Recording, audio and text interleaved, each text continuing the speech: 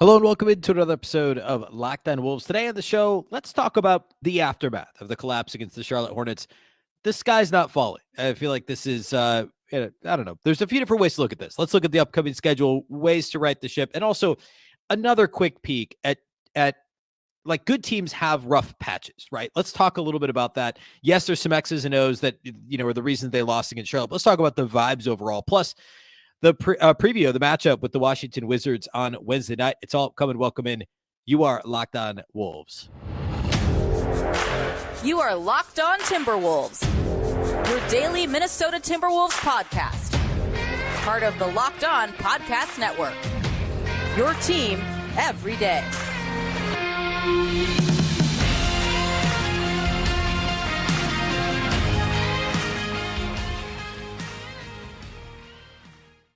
Hello and welcome to the Locked On Wolves podcast, part of the Locked On Podcast Network, your team every day. My name is Ben Beecken. I'm the host of Locked On Wolves. Today's episode is brought to you by FanDuel. Make every moment more. Right now, new customers get $150 in bonus bets guaranteed when you place a $5 bet. Visit FanDuel.com/LockedOn to get started. Happy Wednesday, everybody. Happy hump day and happy Timberwolves game day. The Wolves are in Washington, D.C. to take on the Wizards tonight, the front end of a road back-to-back and the start of a 4-game road trip. We will talk about that matchup. First time we've seen the Wizards this year, and of course, they just made a trade here in the last week-ish or so, week and a half or so. So we'll talk a little bit about that, what to expect. I want to spend most of the show talking about the aftermath of the hideous loss to the Hornets on Monday night. That's where we'll spend most of our time here today. First of all, though, here off the top, a big thank you for making Locked On Wolves your first listen every day. Of course, this show is free and available everywhere, including YouTube, as well as all of your favorite audio platforms. You can also watch the show on the Locked On Sports Minnesota app, as well as, Locked On Sports Minnesota app, which you can find on both your Roku and your Amazon Fire TV. More great local sports coverage 24/7 for free. You can also follow the show on X at Locked On T-Wolves and also at Beecken with 2 B's, 2 E's, CKEN. All right, so Timberwolves is the Hornets on Monday night. Everybody knows the story. 62 points by Cat. They end up losing by 3. He had, 44 in the first half. Timberwolves went stagnant with their ball movement in the fourth quarter. Throughout the game, there was little to no perimeter defense played by the Timberwolves. I did kind of an immediate autopsy reacting to it late Monday. I recorded that. That was Tuesday's show. Hopefully you listen to that. Also the postcast. Hopefully you listen to that with Tyler Metcalf on with Luke Inman Monday night live after the game. So lots of reaction for you here. This is a bit more of a bigger picture postmortem after sleeping on it, spending, 24 plus hours thinking about this. A couple of different things here. First of all, let's acknowledge that absolutely there were X's and O's reasons for losing this game, right? Like obviously, and I covered a lot of that on Tuesday's show. Horrific perimeter defense to a person, right? Ant, Jaden McDaniels, Nickeil Alexander-Walker was not quite himself in this game. Mike Conley did not play in this game. Across the board, the perimeter defense, the containment was really bad, except for actually Rudy Gobert when he was switched on to LaMelo late in the game and did a great job, stayed in front of him, right? Like, I mean, he was the best perimeter defender on the Wolves in this game, right? The Cat sideshow impacted the way that the Timberwolves were playing. And that's partly Cat's fault, certainly, Cat's fault, right? It was also his teammates' fault. The whole thing kind of like spiraled it was kind of gnawing in the back of all of our minds, I think, like, hey, they got to win this game. Like, they're only up 10. Even when they're up 16, 17 towards the end of the third quarter, it was like, wait a minute. At that point, it started to feel a little more comfortable. And as I detailed on Tuesday, the start of the fourth quarter wasn't the first 5 possessions were empty possessions, and not because they were forcing the ball to Cat. They just missed open shots. And then there was the Cat, for whatever reason, the game tightened. And then it was like, we got to force feed Cat, and things got rough middle of the fourth quarter. And then, of course, Anthony Edwards was sick. He attempted one shot the first 2.5 quarters, never really looked into it. Scored, 9 points on 11 shots, I think, in the game. Was not himself, and Mike Conley didn't play. There's X's and O's reasons. There's excuses. There's also the officiating debacle at the end of the game. I barely touched on it because the Wolves should have never been in that spot, right? And as I said on X, I posted this after the game on Monday night. Both can be true. Cat can be at fault here. The team could have played terribly, and the officials could have messed up at the end of the game. Turns out they messed up even worse than I thought they had messed up. I didn't talk about this on the show, but the possession before, or a couple possessions before, when ball got hacked at the rim by Kyle Anderson, that was a pretty obvious foul that wasn't called. The last 2-minute report from the NBA, they said for the last 2 minutes of games that finished within 4 points, or are within a possession in the final 4 minutes, I think is the definition of a crunch time game, or a close late situation. The officials missed 10 calls in the final 2 minutes, 6 of which disadvantaged the Wolves, one of which was they called it on the wrong player on Charlotte, so it didn't technically disadvantage either team, and then 3 that disadvantaged Charlotte. So twice as many calls that went against Minnesota, including 2 fouls on the final possession of the game, 2 fouls against Karl-Anthony Towns, both of which should have led to free throws for Cat, with at the time the Wolves down by 1. So obviously an officiating debacle at the end of the game too. Like, all of this stuff is true. We also have to do a bit of a vibe check here. Are we actually worried? Like, and if you just, this is a dangerous thing to do, but survey the masses. You just look on Twitter, you look on X, wherever, whatever forum your favorite Wolves fandom forum or whatever is, you know, the vibes feel a little iffy. And I think it's important to just kind of like, hey, remember, before they lost to OKC in what was a very close game that they just lost by 5, and before they lost to Charlotte in a game that they definitely should have won, they had just won 4 straight. And that included a very nice win over the Clippers, a, you know, lackadaisical win over Detroit, a dominant win over Portland, and also what became a dominant win over Memphis on national TV after they lollygagged around for 3 quarters. This was like, yeah, these losses aren't great. And going all the way back to Christmas, like we talked about that stretch going to back to December 11th, you know, they went 9-7 in this murderer's row of 16 playoff teams, 16 teams over 500. Like, it's been a tough schedule. And now sitting here right now after losing 2 in a row, it's like, oh man, now they go out on the road. They have this back-to-back.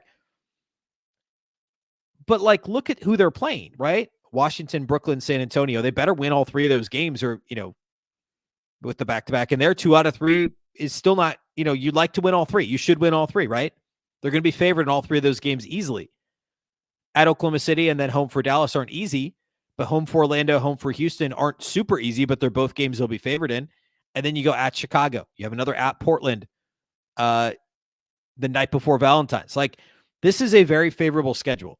And while the Wolves already messed up one of those games, they've done well with those other ones, right? They beat Portland handily. They beat Detroit. They beat Memphis. If they continue winning these games against the bottom feeding teams in the league at an 80-ish% clip, they're going to be in really good shape here. Remember, they banked a lot of wins early. A couple other things related to this. Before I get into, like, I do want to do some quick comparisons to, and I know maybe, I don't know, maybe Wolves fans don't want to hear this, but championship teams, top seeded teams lose games to bad teams sometimes. They also have really bad stretches. And as bad as things may have felt last night or Monday night after the loss to the Hornets, and they should have, like, it should be nowhere near the rock bottom that some of these other recent top seeded teams and eventual champion teams found themselves. Before I get to that, though, a quick reminder.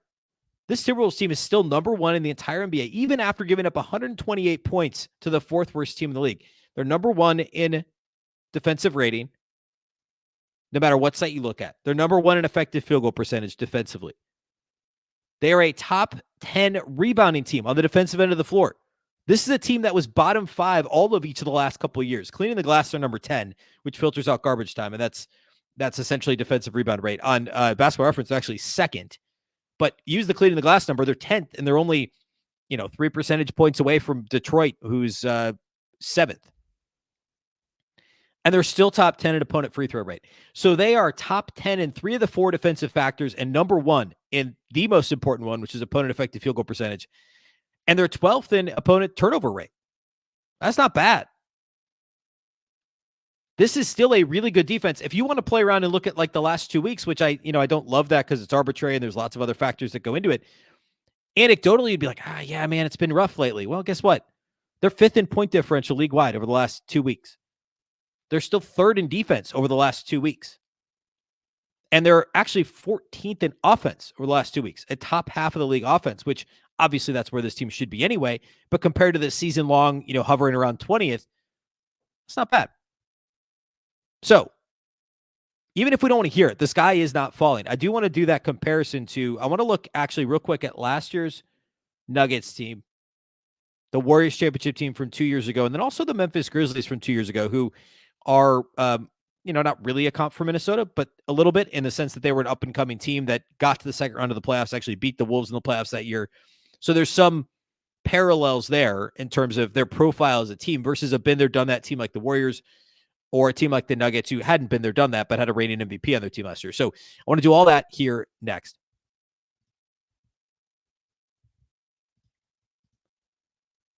Today's episode of Locked On Wolves is brought to us by our friends at Hungryroot. Hungryroot is the easiest way to get fresh, high-quality food delivered to your door. They've got healthy groceries and simple recipes all in one place. Take a fun, short quiz. My wife and I did this. It was a ton of fun. Hungryroot will get to know you, your goals, and how you like to eat. They'll ask what flavors you like, what kitchen appliances you use, and more. And then they'll keep your needs and preferences top of mind to start building your cart with delicious recipes and all your grocery needs for the week. Hungryroot will recommend recipes and groceries based on your tastes. Take their suggestions or choose anything you want. They've got fresh produce, high-quality meat and seafood, pantry staples, healthy snacks and sweets, and much more. Hungryroot goes beyond your weekly grocery haul with thousands of easy recipes that actually put your groceries to good use before they get forgotten in the back of your fridge. It's a problem that we always have. And Hungryroot, they give you the right portions and the right recipes, so you're not going to have anything that ends up going to waste. The best part is Hungryroot follows a simple standard. It's got to taste good, be quick to make, and contain whole, trusted ingredients. Spend less time meal planning, shopping, and cooking, and more time enjoying healthy food that you'll actually love with Hungryroot. Right now, Hungryroot is offering Locked On NBA channel listeners 40% off your first delivery and free veggies for life. Just go to hungryroot.com/lockedon to get 40% off your first delivery and get your free veggies. That's hungryroot.com/lockedon. Don't forget to use our link so they know we sent you. Again, hungryroot.com/lockedon. Today's episode of Locked On Wolves is also brought to us by our friends at eBay Motors. Passion, drive, and patience. What brings home the winning trophy is also what keeps your ride or die alive. eBay Motors has everything you need to maintain your vehicle and level it up to peak performance. From superchargers, roof racks, exhaust kits, LED headlights, and more. Whether you're into speed, power, or style, eBay Motors has got you covered. With over 122 million parts for your number one ride or die, you'll always find exactly what you're looking for. And with eBay Guaranteed Fit, your part is guaranteed to fit your ride every time or your money back. Because with eBay Motors, you're burning rubber, not cash. With all the parts you need at the prices you want, it's easy to turn your car into the MVP and bring home that win. Keep your ride or die alive at ebaymotors.com. Eligible items only, exclusions apply. eBay Guaranteed Fit only available to U.S. customers. Locked On has launched the first ever national sports 24/7 streaming channel on YouTube. Locked On Sports Today is here for you 24/7, covering the top sports stories of the day with the local experts of Locked On, plus our national shows covering every league. Go to Locked On Sports Today on YouTube and subscribe to the first ever national sports 24/7 streaming channel. All right. Going back to this vibe check here. All teams slump. Put simply, all teams slump. I talked about this a few weeks ago when the Wolves first kind of hit that rough patch. They lost 2 in a row for the first time. This is important. And Timberwolves fans are not used to being fans of a good team. And, we're always waiting for the other shoe. If you're listening to this podcast, you're well aware of the other shoe, right? We're always waiting for that other shoe to drop. I get it. It happens all the time to Timberwolves fans. The end of last year, it was the injury. It was the Jaden punching the wall. It was the Nas broken wrist. It was the Rudy Kyle Anderson thing, right when things are running into shape. I don't need to take you back, right? And that's on top of the cat injury, all that stuff. So Wolves fans are still generally waiting for the other shoe. Well, guess what? We're more than halfway through the schedule. The Wolves have still not lost more than 2 games in a row this season. Go back to last year's Denver team. They lost 3 out of 4, and they lost 4 out of 6 in mid-November. They lost 3 in a row in early December. They lost 3 out of 4 in early January. This is a pattern that happened frequently, And actually, look at March last year for Denver. They lost 4 in a row at one point to a combination of non-playoff teams and first-round exit teams, to a 40-win Bulls team, like 22-win Spurs team, a Nets team that was swept in the first round of the playoffs, and a non-playoff Raptors team.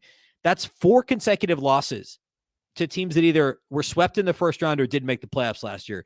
And then they beat the lowly Pistons only to go and lose to, a good Knicks team, but still lose to the Knicks a couple nights later. So they lost 4 in a row to bad teams and 5 out of 6 overall in mid-March. Can you imagine? Might still happen. We're only in January, right? If this is the hand-wringing over a, albeit horrible loss, it's late January. This team is still, one of the best 5 teams in the NBA.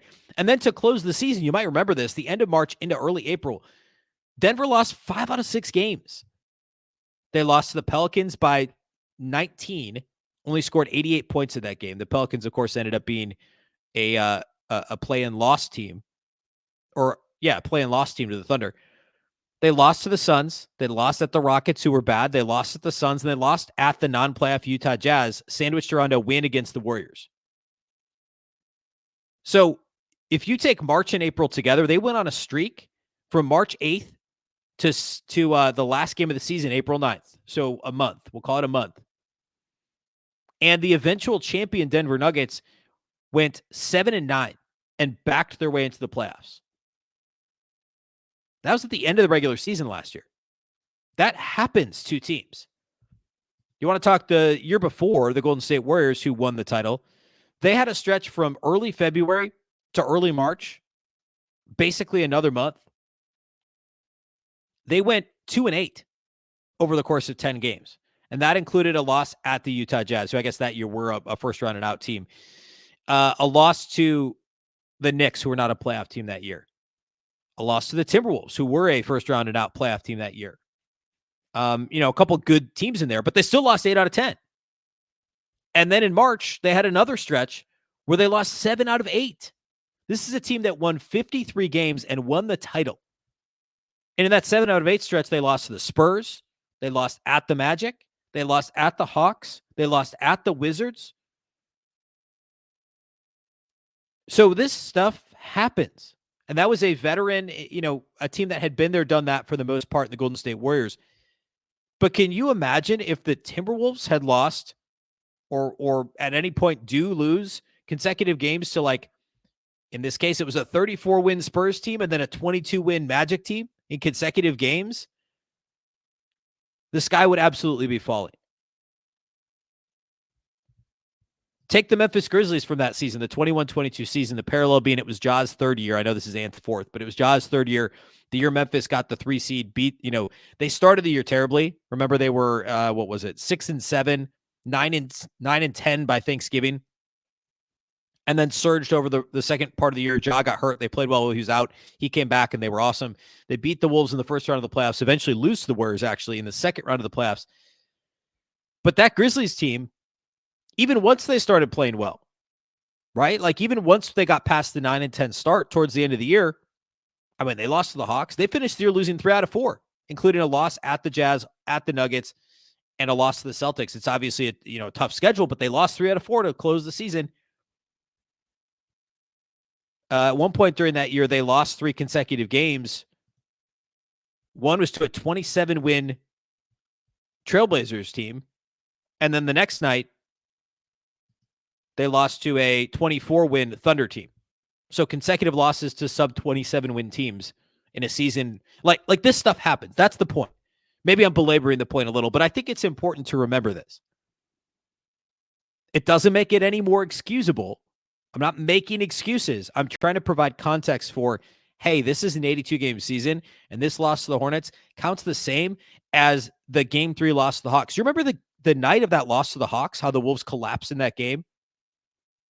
That was one of the hardest podcasts I've done after that game. It was a horrendous loss. They were 1-2. Everyone was ready to run Finch and Gobert and everybody out of town. This loss to the Hornets, it hurts because Cat scored 62, and it should have been a celebration. And now the stakes seem so high, and they are high for every game because they've been first in the West for so long. But the game counts the exact same as the season opening loss to the Raptors or the game 3 loss to the Hawks. There's no difference. And it's important. It's very important to remember that. I gave all right before, end of the last segment, I gave all the cleaning the glass numbers. This is still the best defensive team in the league, like across the board. And I talked on the post-game podcast on Tuesday about the issues that happened on Monday. Like, I'm not overly worried that suddenly Jaden McDaniels, Nickeil Alexander-Walker, Anthony Edwards all forgot how to defend on the perimeter. There's a combination of things. Ant's illness, not getting up for a Charlotte game. I'm not saying they intentionally let the Hornets hang around because they wanted Cat to stay in the game and score points, but I'm sure subconsciously it's like, we'll win this track meet, get Cat a bunch of points.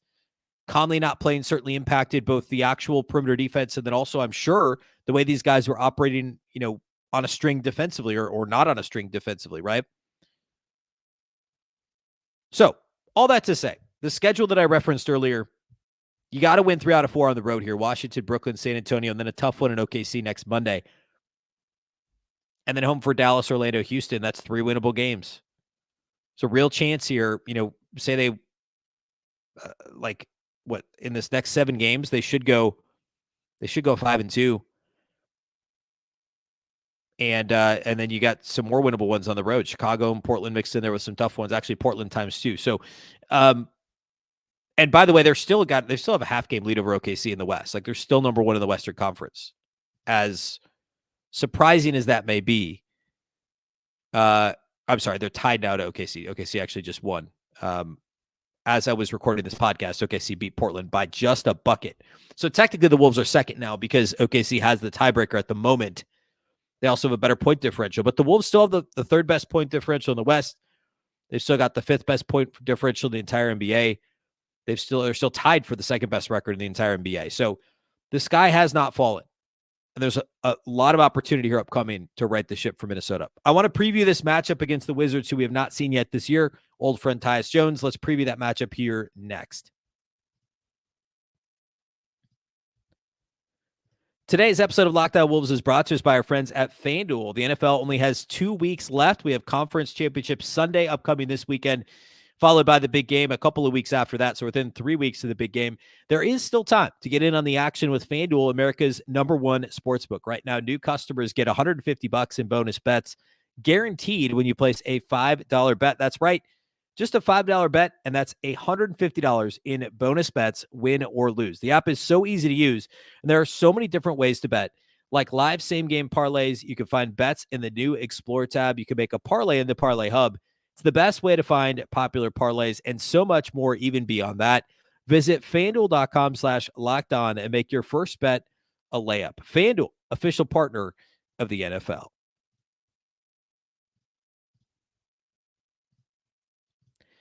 All right, let's talk Wolves-Wizards matchup. The first time we've seen Washington this year. Of course, they just traded. They made a trade. They traded Mike Muscala and goodness, my mind is blanking on who else they traded.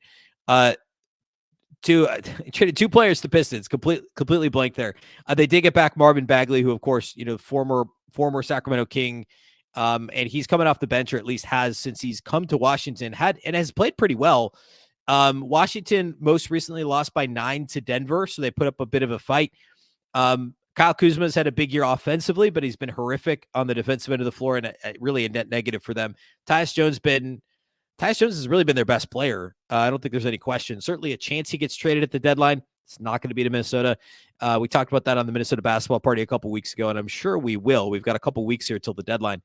But Tyus had 15 and 13 last time out against Denver. Jordan Poole's been pretty atrocious for them. So they've got a couple of these high volume, no defense guys in Kuzma and Poole. And as you might expect, this Wizards team is 28th in defensive rating. We just saw the 29th ranked defensive team in Charlotte. And of course, the Wolves already saw the 30th team in the Pacers. Wizards are a bottom 3 defensive team. They're also a bottom 5 offense, pretty much no matter how you slice it. They've only won 7 games so far this year. Although they've had, their Pythagorean win total is actually 10, meaning they've gotten some bad luck in terms of how their net rating, basically. So this, I don't know, this this matchup, it's obviously another winnable game for Minnesota. Washington is winnable. I'm putting that lightly. They really should win this game. Washington is dead last in rebound rate on both ends of the floor. They're 30th in offensive rebound rate. They're 30th in defensive rebound rate. Minnesota is now a top 10 defensive rebounding team, no matter how you slice it. They should be able to dominate the glass in this game. And, that should be an area where they get a nice foothold. The Wizards do play at the fastest pace of any team in the league. So that's a word of caution for Minnesota. Well, Washington, again, they're a bad defensive team. They're actually 11th in defensive turnover rate. So they're dead last in defensive rebounding rate. They're 28th in effective field goal percentage. They're middle of the pack in terms of defensive free throw rate, allowing opponents to attempt free throws against them. But they're 11th in turnover rate. So remember, after the Wolves lost to the Thunder, the turnover game, they lose by 5. They turn it over, 23 times, something crazy. OKC came into that game number 1 in the league in forcing turnovers. The Wolves were number 30 in committing turnovers. Washington's 11th in turnover rate defensively. While they allow a lot of points, they will turn you over and they will run. It's a bit dangerous for this Wolves team, given what just happened against Charlotte. The turnovers were a little too high against Charlotte, but it was more shot selection. They were too high against Charlotte. Would they have 15 or something? Or maybe, I think it was 13 and Cat had 7 of them.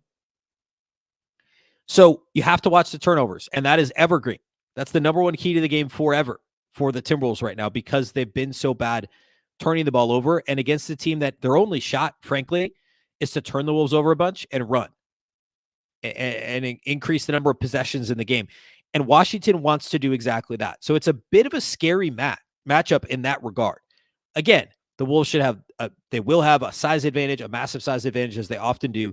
They will have an advantage on the glass. They're a better shooting team than Washington. Washington's 25th in percentage outside the arc, and they are middle of the pack in terms of rate, 3-point rate. And they don't really get to the line either. So they don't shoot and make threes. They don't get to the line. They don't get offensive rebounds. The Wolves should be able to stop this Washington Wizards team. Tyus may not turn the ball over, but other guys will. Kuzma turns it over. They've got guys that will turn the ball over, and they're not efficient offensively. If the Wolves can avoid a turnover party in a bad way, just a cavalcade of turnovers on their end of the floor, and if they can avoid getting sucked into a track meet like they did against Charlotte, they will win this game handily. They're 11-point favorites over at FanDuel. Double-digit road favorites. The front night of a back-to-back, I think it's fair to assume that the Timberwolves really want to win this one after losing Monday night, being embarrassed Monday night. They got to win the front end of the back-to-back. Brooklyn the next night. Obviously, Brooklyn's better, but still a very winnable game. They've been struggling quite a bit lately. They've lost 6 out of 7 or something like that, and more broadly, 11 out of 13 or something. So win the front end of the back-to-back. Worry about Thursday on Thursday. A very winnable game for Minnesota. There's really no excuse to not win this one. So slow them down. Don't play their pace. Rebound the ball. Shouldn't be an issue to rebound the basketball. Don't turn it over. This should be a nice win. All right, that's all we have for you today here on the show. If you can't watch the game live, you can listen on SiriusXM. Our friend Alan Horton will be calling every bucket of WolvesWizards on SiriusXM on the SXM app. Just search Minnesota Timberwolves, and you'll be able to hear the game there. And, of course, it's a 6 p.m. Central tip as well, being that it is in our nation's capital.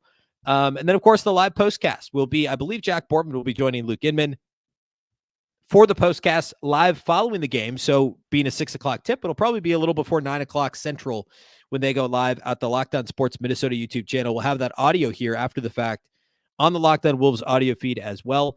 And then also we'll have the Minnesota basketball party.